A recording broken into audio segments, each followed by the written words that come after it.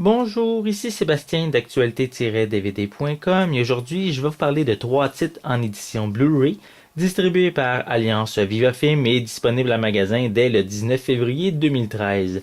Le premier titre est le film Les Psychopathes, version française de Seven Psychopaths de Martin McDonagh avec Colin Farrell, Woody Harrelson, Abby Cornish, Rockwell, Olga Kurilenko, Christopher Walken, Gobrey Sidibe, Brandon Sexton Tree, Tom Waits, Kevin Corrigan et Zelkio Ivanek. Donc, scénariste en manque d'inspiration, Marty rêve d'écrire un film sur de dangereux psychopathes. Il a plusieurs idées de personnages et de situations, mais aucun fil conducteur. Pendant qu'il boit pour trouver l'illumination, deux de ses amis l'aident bien malgré eux. Bill et Hans ont l'habitude de kidnapper des animaux de compagnie pour toucher les récompenses de leurs propriétaires. Ils n'auraient toutefois pas dû dérober le chien de Charlie. Ce dernier est un fou furieux qui est prêt à tuer pour le retrouver. En cavale dans le désert, Marty, Bill et Hans élaborent un scénario de film qui mélange réalité et fiction. Donc, si vous aimez les comédies noires, qui est quand même un petit peu déjanté, ben, je vous suggère peut-être de voir ce film-ci. Il y a eu quand même un bon succès au cinéma, et en plus d'avoir aussi une belle brochette d'acteurs au générique. Donc, voici l'intérieur de la pochette.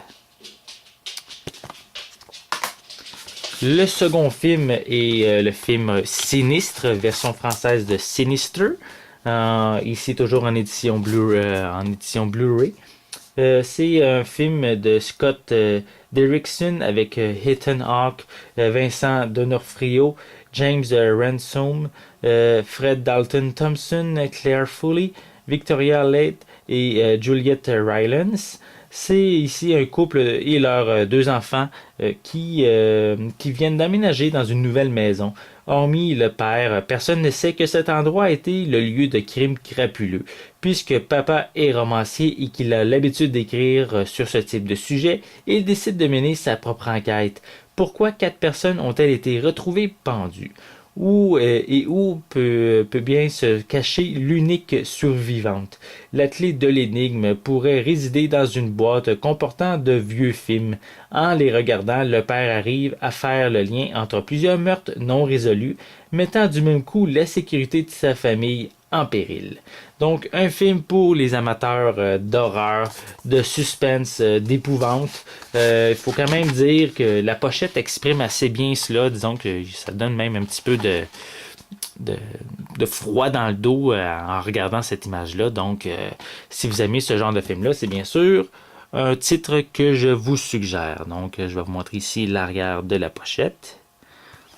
Et bien sûr l'intérieur avec le disque Blu-ray et voyons, excusez.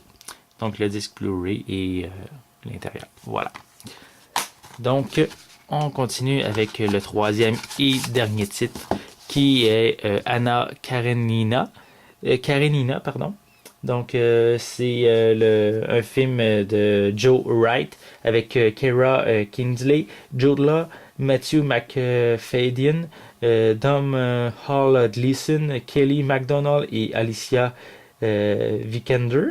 Donc, en 1874, la Russie impériale, il y a une femme d'un important homme d'État qui s'appelle Anna, qui jouit des plaisirs et des avantages de la vie au sein de la haute société de Saint-Pétersbourg. Durant un séjour à Moscou, où elle s'était rendue pour aider son frère Oblonsky avec son mariage, Anna fait la rencontre du comte et officier de cavalerie Alexei Vronsky. Le coup de foudre est instantané. Entre-temps, Levin, le meilleur ami d'Oblonsky, tente de conquérir le cœur de la belle-sœur de ce dernier. Levin et Anna souffrent de la dureté de l'amour, l'un dans l'attente et la résilience, l'autre à travers les regards que lui portent ses semblables lorsque son adultère est révélé. Donc, Anna Karenine, qui est la version française, est une nouvelle adaptation du roman de Léon Tolstoï, je crois que c'est de même qu'on le prononce, qui est un roman qui est paru en 1877.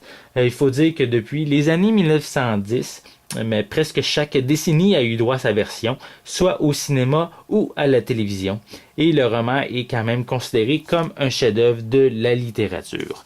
Et je tiens également à mentionner que cette nouvelle adaptation a 4 nominations aux Oscars, donc c'est quand même un titre à considérer.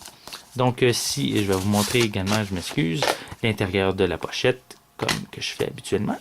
Voici. Donc, comme à l'habitude, une critique plus détaillée de ces 3 titres vont être disponibles prochainement sur mon site actualité-dvd.com. C'était Sébastien, merci et bon visionnement.